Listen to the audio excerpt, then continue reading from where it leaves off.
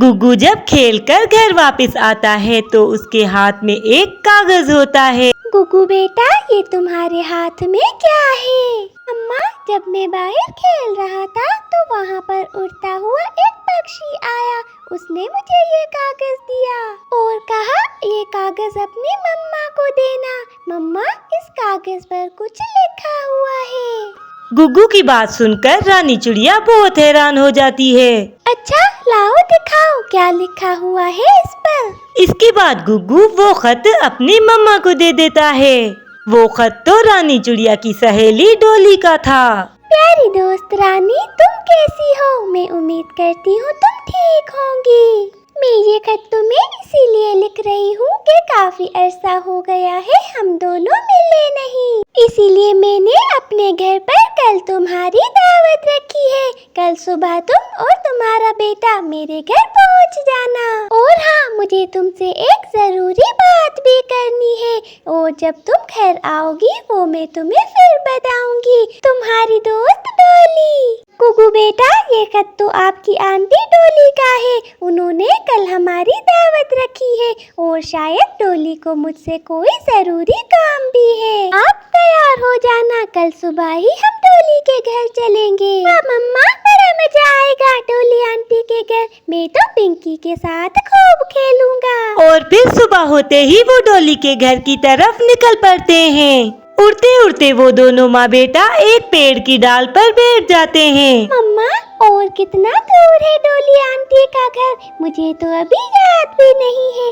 मैं बहुत छोटा था जब पिंकी बीमार हुई थी, तब हम चले थे उनके घर। हाँ गुग्गू बेटा, तुम ठीक कह रहे हो। काफी टाइम से हम डोली के घर नहीं गए। बस कुछ दूर है उसका घर, वो भी हमारा इंतजार कर रही होगी। इसके बाद वो दोनों फिर से उड़ने लगते हैं। उड़ते उड़ते वो दोनों आखिरकार डोली के घर तक पहुंच ही जाते हैं। डोली और उसकी बेटी दोनों उनका इंतजार कर रहे थे। रानी, बड़ी देर लगा दी तुमने। क्या मेरे घर का रास्ता भूल गई थी? नहीं डोली बहन, ऐसी कोई बात नहीं। दरअसल मैं घर से ही देर से निकली थी। क्या अब सारी बातें यहीं पे करनी है? अंदर नहीं ले चलोगी? इसके बाद डोली चिड़िया रानी को अपने घर के अंदर ले आती है। रानी डोली के घर को देखकर बहुत खुश होती है। डोली, पहले तो तुम्हारा छोटा सा घोंसला होता था, अब तुम्हारा इतना बड़ा घर देखकर मुझे बहुत खुशी हुई है। लगता है अब तुम्हारे हालात ठीक हो गए हैं और ये बहुत अच्छी बात है। हाँ रानी बहन, जिंदगी में बुरे हालात के बाद अच्छा वक्त भी जरूर आता है। बस आपको सब्र से काम लेना चाहिए और आपके साथ अच्छे दोस्त भी होने चाहिए जो किसी भी मुश्किल में आपके काम आ सके। वो सब तो ठीक है डोली बहन, मगर तुम्हें मुझसे ऐसा भी क्या जरूरी काम था जो तुम्हें मुझे खत लिखना पड़ा? अरे बताती हूँ, ऐसी भी क्या जल्दी है। पहले तुम दोनों थके हुए आए हो, आराम करो और खाना खाओ, बाद में बताऊंगी। इसके बाद डोली चिड़िया अपनी दोस्त रानी के लिए बहुत ही मजे मजे के खाने पकाती है। साथ ही डोली के पड़ोस में 2 कौवे रहते थे। वाह कालू जी, इतनी मजे की खुशबू आ रही है। लगता है डोली के पास कोई खास मेहमान आया है। हाँ कल्लू, तुम बिल्कुल ठीक कह रही हो।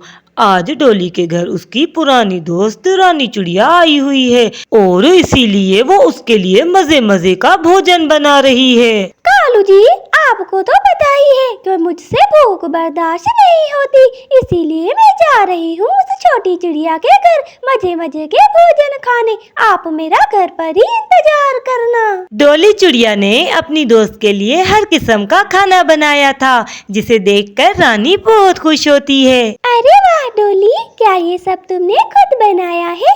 बड़ी खुशबू आ रही है भोजन में से। हाँ रानी, ये सब मैंने खास तुम्हारे लिए बनाया है। चलो अब आराम से खाना खाओ, बाकी बातें बाद में करेंगे। इसके बाद वो सब मिलकर खाना खाने लगते हैं। अभी वो खाना खा ही रहे थे कि वहाँ पर कल्लो कौवी आ जाती है। डोली, ये कौन है? इसने तो हमें डरा ही दिया। कल्लो नाम है मेरा, मैं डोली चिड़िया की पड़ोसन हूँ। डोली तो मेरी भी बहुत अच्छी दोस्त है। बहुत मजे की खुशबू आ रही थी। डोली तो मेरे घर भी खाना भेजती, मगर मैंने सोचा मैं खुद जाकर खा आती हूँ, डोली को तकलीफ ना दूं और मेहमान से भी मिल लूंगी। रानी, ये मेरी पड़ोसन कल्लो है। ये तो अक्सर ही मेरे घर खाना खाने आ जाती है। तुम्हें परेशान होने की जरूरत नहीं है। इसके बाद बिना इजाजत लिए ही कल्लो खाना खाने शुरू हो जाती है। साथ वो सब भी खाना खाने लगते हैं। खाना बहुत मजेदार था। सब पेट भरकर खाना खा लेते हैं तो कल्लो कहती है, डोली, बहुत मजे का था खाना और अपनी दोस्त को भी मेरे घर जरूर लेकर आना। अच्छा, अब मैं चलती हूँ, तुम्हारे कालू भैया मेरा इंतजार कर रहे होंगे। इतना कहकर कल्लो वहाँ से चली जाती है और फिर रात हो जाती है। काफी सारी बातें करने के बाद वो सब आराम से सो जाते हैं। यूं ही सुबह हो जाती है। डोली चिड़िया के हाथ में एक बहुत ही खूबसूरत सी सोने की अंगूठी थी। रानी डोली से पूछती है, अरे वाह डोली, ये अंगूठी तो बहुत सुंदर है। किसकी है ये अंगूठी? तुम्हारी है ये अंगूठी। रानी, याद करो जब मेरी पिंकी बीमार थी और मेरे पास पिंकी के इलाज के लिए पैसे ना थे, उस वक्त तुमने मेरी पिंकी के इलाज के लिए अपनी शादी की अंगूठी दी थी और मैंने तभी सोच लिया था कि मैं तुम्हारे लिए इससे भी सुंदर और कीमती अंगूठी बनवाऊंगी और इसीलिए मैंने ये तुम्हारे लिए अंगूठी बनवाई है। अब ये अंगूठी तुम्हारी है और यही वो जरूरी बात थी जिसके लिए मैंने तुम्हें दावत दी थी। डोली, मैंने ये अंगूठी तुमसे वापस लेने के लिए नहीं दी थी। मैंने तो बिना मतलब के तुम्हें अपनी बहन समझ के तुम्हारी मदद की थी, मगर मुझे इस बात की बहुत खुशी है कि तुम्हारे हालात अब बेहतर हो गए हैं और तुम्हें मेरा एहसान याद रहा।